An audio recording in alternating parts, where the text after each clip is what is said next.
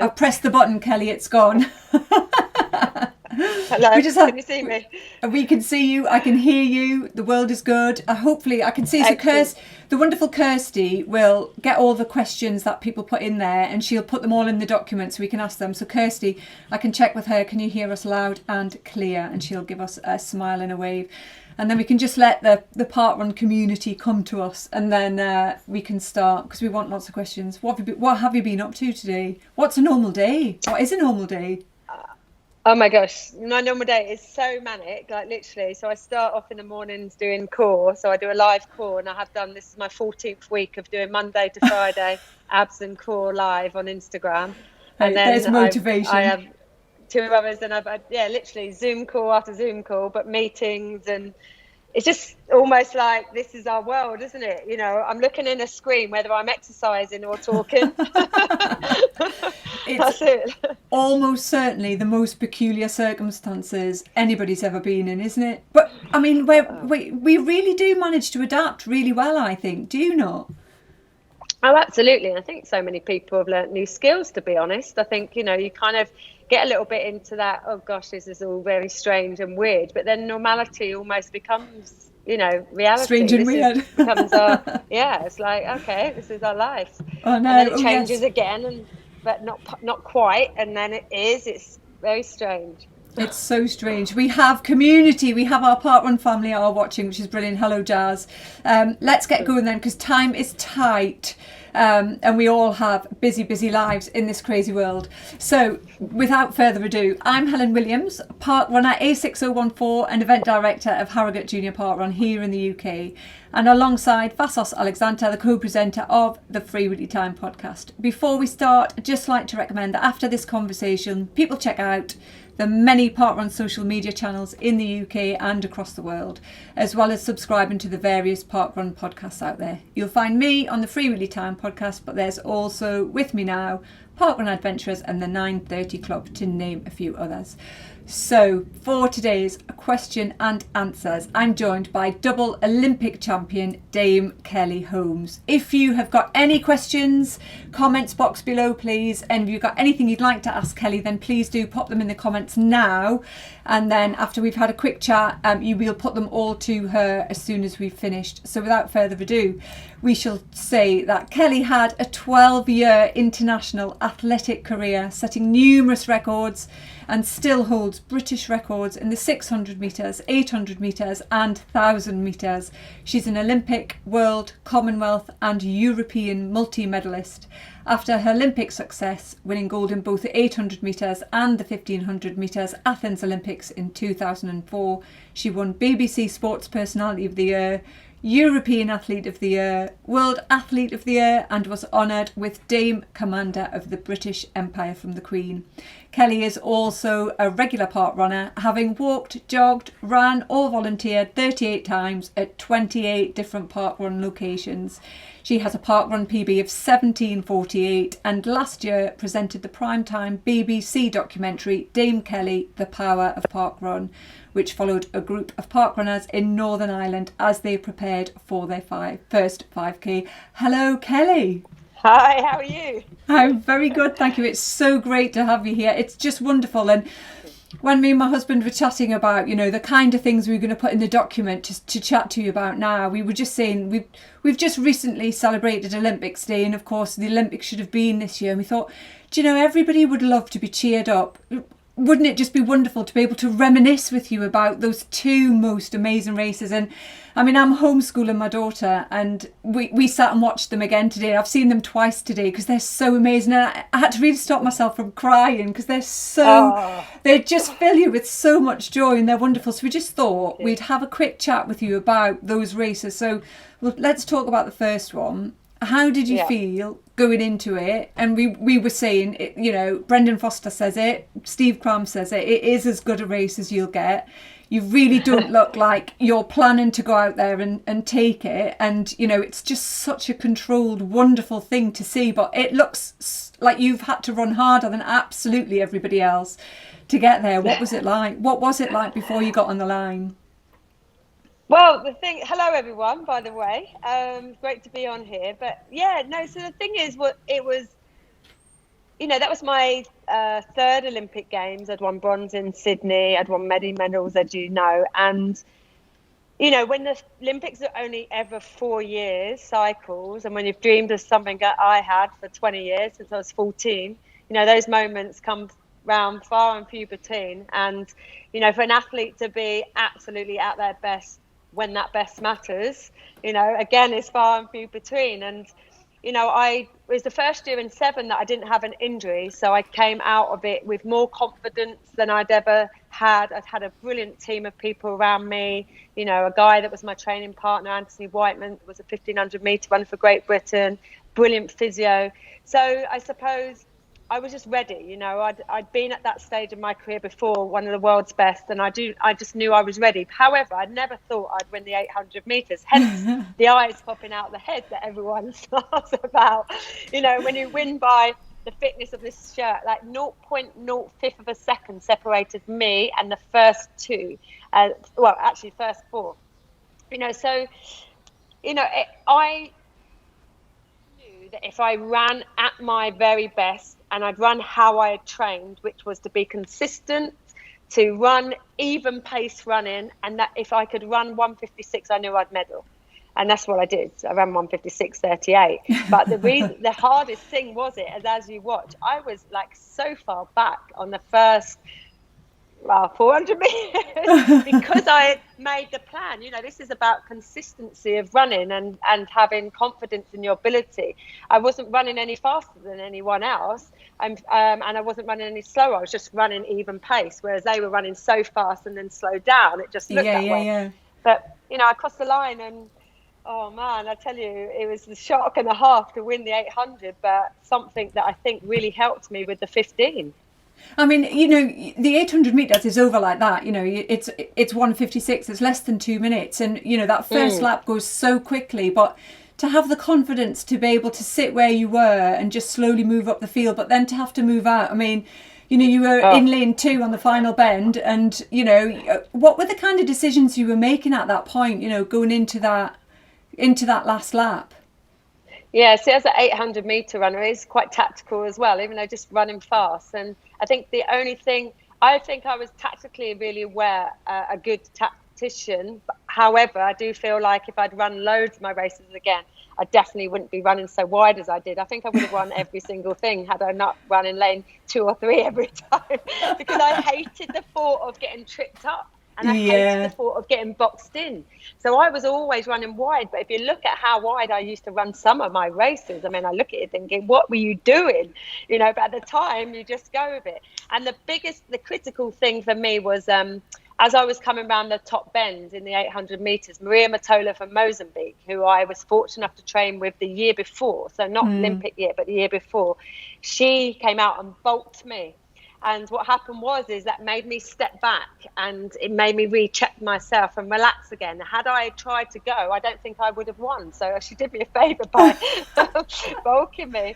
But yeah, it's just hard because you're going for the line, and that 100, 120 metres feels like forever, and I have messed up on a lot of races where when you run side by side with someone, and people, it doesn't matter, even if you're doing a park run, if you're trying to run and somebody else puts in their kick and you put your kick, you start tying up, you start racing against them rather than remembering your form. And all I had to remember through all of the training that I'd done that year was to relax my shoulders and just to relax and not tie up. And when you're coming neck and neck down the home straight with one of the most formidable 800 metre runners you'll ever have seen, at that stage you can start fighting, and I didn't fight, and that's what helped. I mean, it's amazing watching it and watching you coming right up to Maria Matola's shoulders, and then seeing those two girls coming up so close beside you. It's just, it's like everything's in slow motion, even as the spectator. And it's like, is it? It's absolutely unbelievable. It just makes such a wonderful watch. And then crossing the line, of course, Steve Cram knows immediately, but to the unknown eye, I'm watching it thinking, oh my God, that's so close. And he knows you've got it. But did you wait? How do you know? Does it come up pretty quickly for you to know, or do you think? Did you feel it? Have a big screen. There's a big screen at the end of the track, see, and then what happens? They play the replay, and they always play the replay, and especially if you're that close, you don't. I mean, I didn't.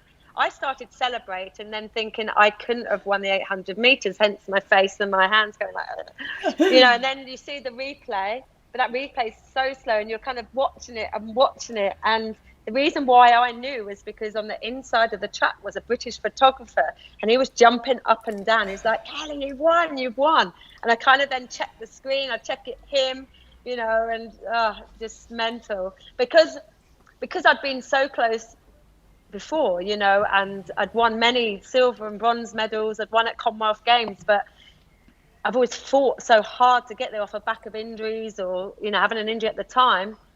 It was that whole thing of, I actually did it, it's kind of like you just have to try and compute that you've done it. And, I've lost by that much as well. I lost my first ever Olympic Games. I was picked by that much, fourth. It's gutting. So to win it by that, it's all right. Sweet, definitely sweet. So if we move on to the 1500 meter, so when you had the 800 and you've got the gold and it's yours and there's no taking it away, does that allow you to relax even more, or does it pile on the pressure? Because do you think, well, 1500 meters is my thing, and this is what I'm here for, so I'm going to get it? Or do you just think, I've got one, it doesn't matter?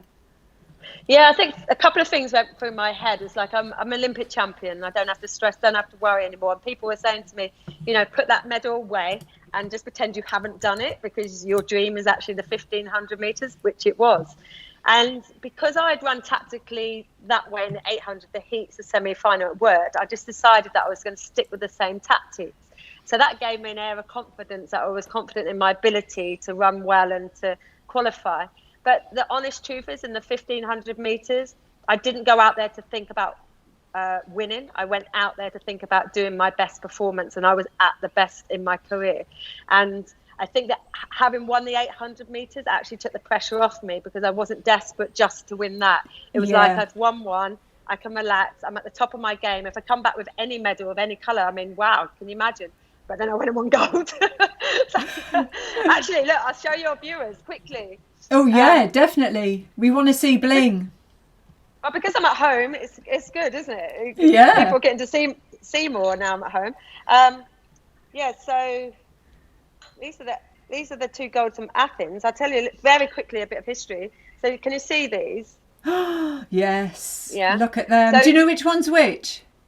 Yeah. So on the back, so that's 1500. You won't be able to see it, but down the bottom's the 1500. Yeah. Then they engrave your name. So you can't quite see it, but it's right down the bottom.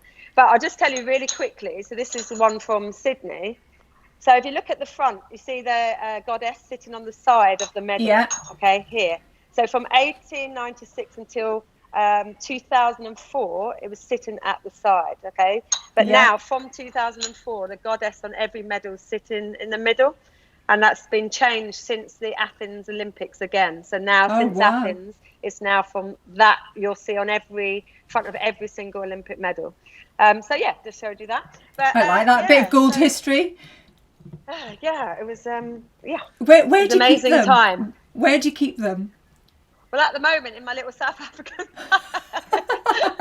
Of course, everybody keeps their gold medals in there. Locked in a safe. Well, look, we've got absolutely millions of questions, as we thought we would have. So let's get straight onto them, and hopefully, you can have a nice chat with people. So, Selena Matthews says, loving your lockdown Instagram workouts. I really love that you do options for both beginners and advanced. How have you been staying so motivated in lockdown? I mean, even, dare we say it, Joe Wicks has gone to only a few days a week because he's so knackered. Well, so I'm in week 14, and I've been taking like core and abs every morning, Monday to Friday, without fail.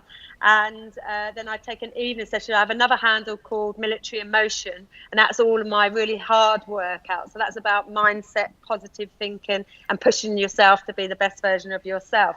And the reason why I started to do this is because I've never done live workouts before until lockdown, but I was a PTI in the army. I'm a qualified PT. I love obviously running, and I wanted to kind of motivate people because I knew everyone would be on a bit of and the same as me, just like having some structure.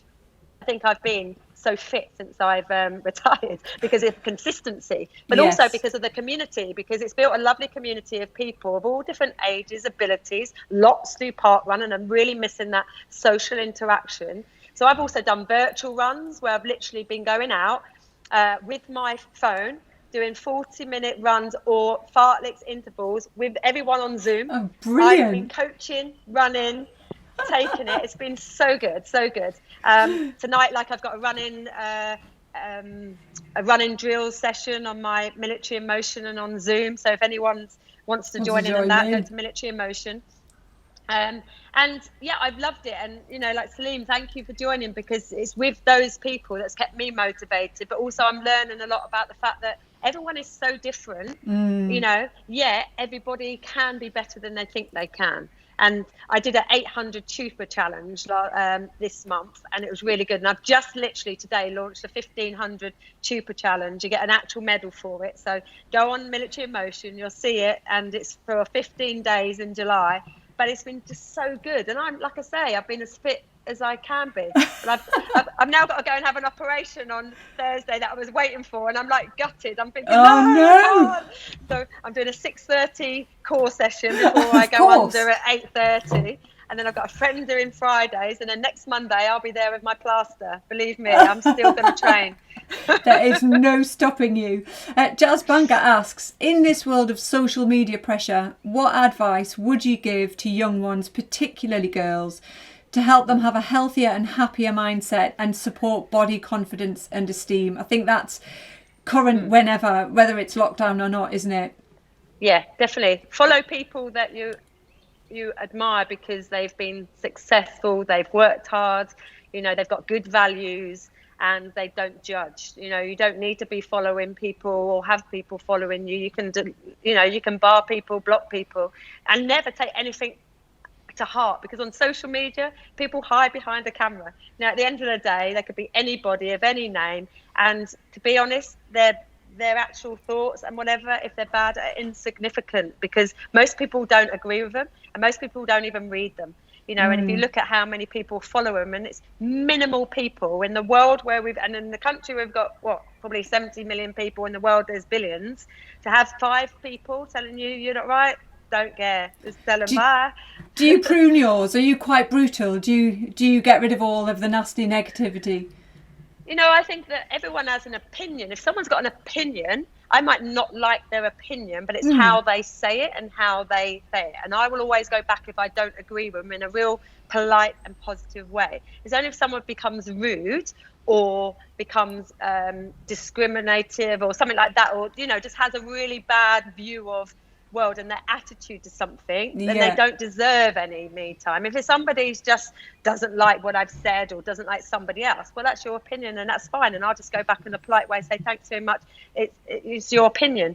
But I don't tolerate people that are really rude to people, and I'm fortunate I don't really get that. There's the odd person that doesn't agree with me, but that's fine. You know, but I don't tolerate people that are nasty, people that say something that is detrimental to you as a human being, or say something that is blatantly wrong. I mean, just get rid of them. Get rid of them. Get rid of them, Jazz. Yeah. Sharon Limmer says, how to keep motivated and keep training. She's 11 years old, is Sharon. Oh, hello. Well, I only started when I was probably your age, actually, probably not until I was 12. And then I found running, which I absolutely loved. And probably when I was your age, probably one of the only things that I was very good at. So then it kept me going and it set my dreams. But you have to just do things that you enjoy, that you really like and get a buzz from. Maybe do things with your friends, go to clubs, do things with your family. Parkrun is brilliant for doing that, you know, because it's a regular thing. You can look at yourself, you can think, oh, what do I want to get out of it? You know, what Parkrun is good at, and I will tell you this, and it's the same as when I do the adults 5K, and you may well do the 5K as well. I always say to people, we've all committed to the same time on the same morning, and we're all doing 5K. Doesn't matter if you walk or you sprint, we're all there for different reasons. So go to Parkrun because you're doing it for you and have your own goal, and that's all you need. That's perfect advice. Off you go, Sharon. We'll see you in the Olympics. Stacey Norcott asks, how did you first hear about Parkrun and which was your first? Oh my gosh, I need to look. I should have prepped. I think it must have been my local one in Tonbridge. So I live in Kent.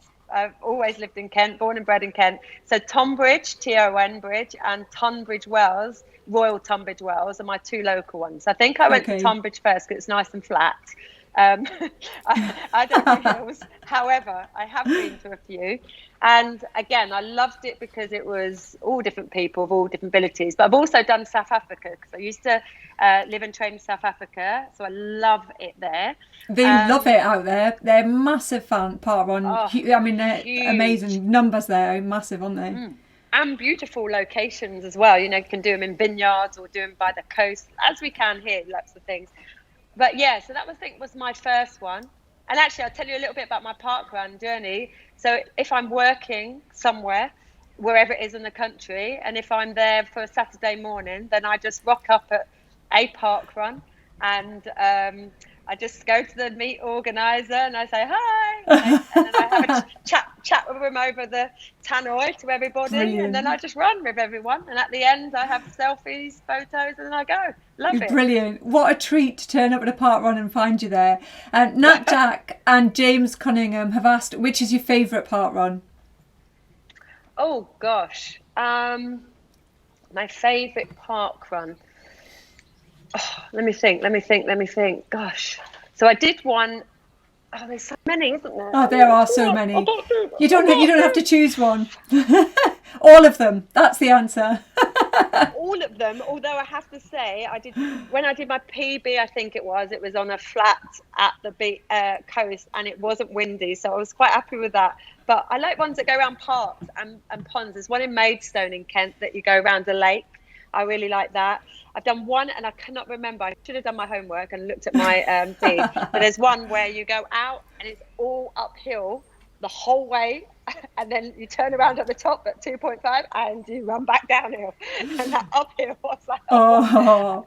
And I never really look at what the course is like. I just rock up at one and then think, oh no, why didn't I check? See if it's got hills. Dina Schultz says, and I bet this does happen, do you get people trying to race you when you parkrun? Oh yes, I've had many people trying to race me. I think one of them was at, where was it?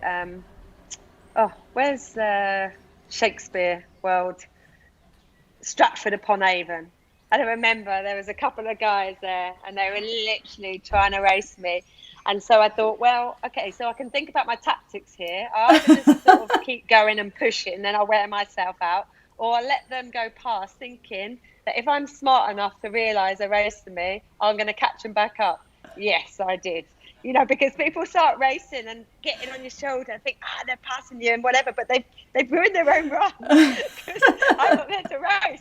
So, yeah, but I am a little bit competitive, I have to say. I mean, you know, I have to remember my age now, okay? However, if I'm at a parkrun and if there's a chance of becoming first woman home, even if you're 11 or 12 or 13, I'm going to have you. I love that. Brilliant. John Oliver says, back to 2004, had you tried different pace strategies in the build-up, and did you ever question that strategy during the race when you were well behind?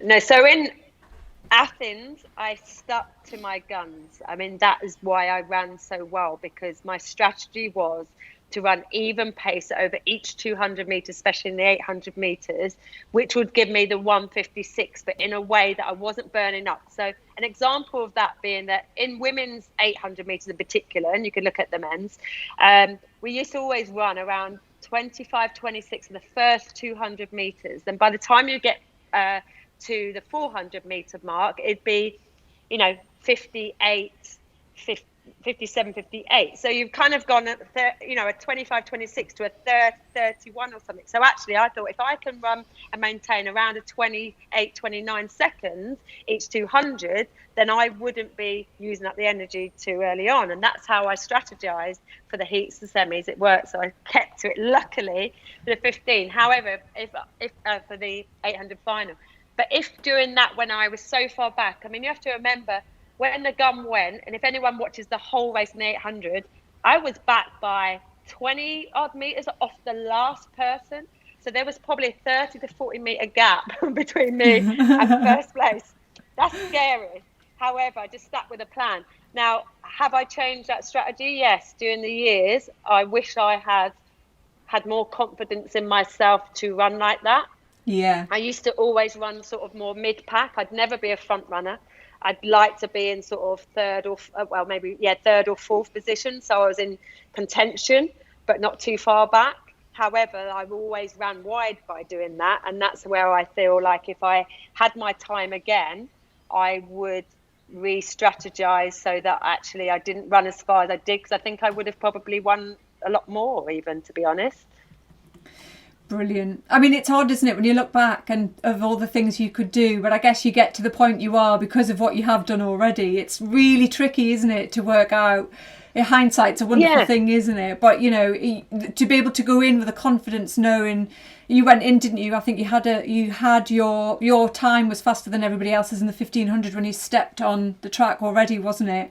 And it's just having the confidence, isn't it? It's just having the confidence to race your race and not get caught up in the tactics of everybody else, which is tricky, which goes for the same for everybody. I mean, I'm sure everybody who's run has ever gone out and with a race plan in mind and then totally obliterated it in the first mile, which is so easily done, isn't it? Well, it is. I mean, two things I'll say about that is, like, for example, that year in 2004, I'd won every single 800-meter race. I'd lost every single 1500-meter race that I did going into the Olympics, because I wasn't just thinking of my race. I was just, I've got to win. I was using so much energy worrying about other people and where I thought I should be rather than just running. But another example for those, London Marathon. You know, I did it in 2016 and I never thought I'd ever do a marathon. You know, marathon running is not necessarily for me. It's a long way. And I remember at the start, before I went into it, this guy said to me, do not go off too fast. He must have told me every time I met him, he said, stick to your pace. He said, because when you go off, everybody is going to go past. You're going to get the banana. You're going to get the kind of whoever else is dressed up, sprinting. And you're going to think they are off for a 2-hour marathon. And I just was laughing about it. And then I stood on the start line and the gun went and everybody went off. And I thought, wow, like, yeah, like they literally are sprinting at the line. And it's so hard to hold yourself back, you know, so because hard. you're just especially when you're in, you actually feel good because the adrenaline, the moment, once you've got that nerves coming to the start line, actually when it goes, everyone feels like brilliant. And you look at your watch and you're running like 30 seconds faster per that mile than you should have. So I remember coming back and thinking, no, hold on. And I remember having this guy who was going to run with somebody else, but she got injured, said, look, I'll run by the side of you. And he said, what pace do you want? I told him the pace, you know, and he kept shouting at me and he wasn't right next to me. I said, don't talk to me other than telling me to slow down. And he said, Kelly, slow down. And I was like, well, I feel really good. He said, slow down. And I kept slowing down. I thought, but I feel really good. He said, tell me that at 15 miles. And at 18 miles, I got to 18. I was like, oh my gosh.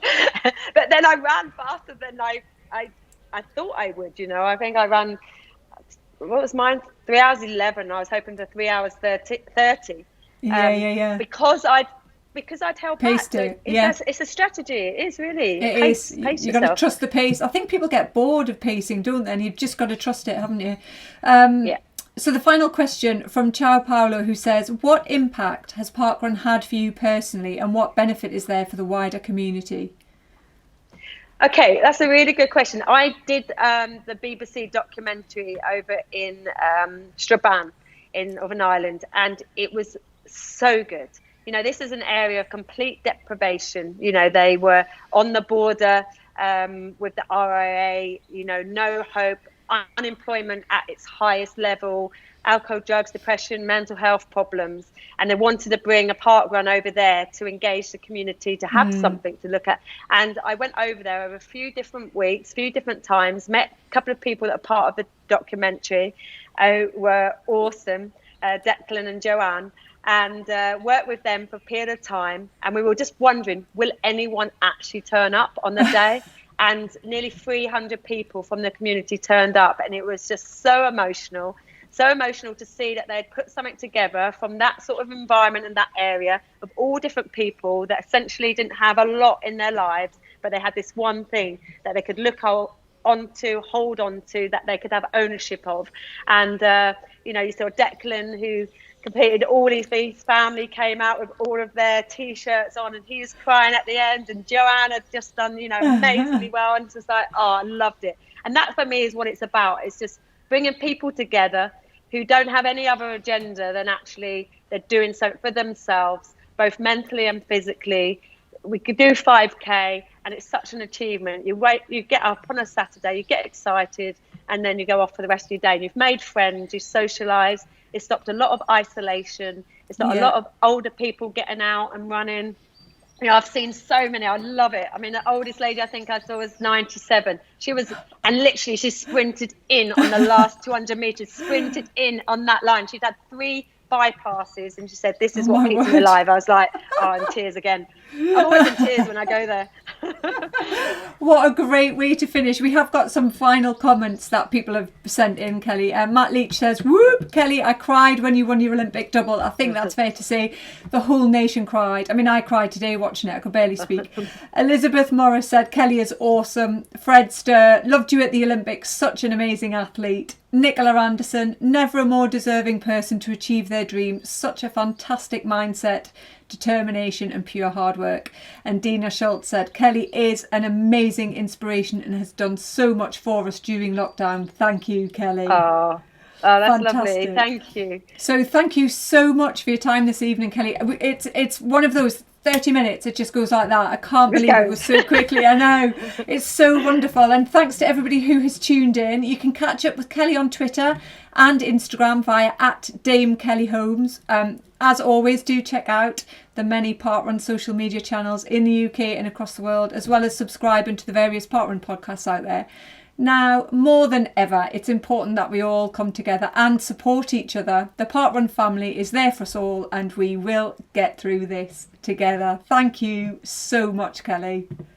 Oh, you're welcome. Thank you. And can I just say, don't forget to go on Military in Motion for the 1500 challenge. It's a good one. You get a medal as well at the end of it. Yeah, everyone needs a medal, and it might not be gold, pure gold, but it's a medal. Definitely. Thank you. Thank you so much.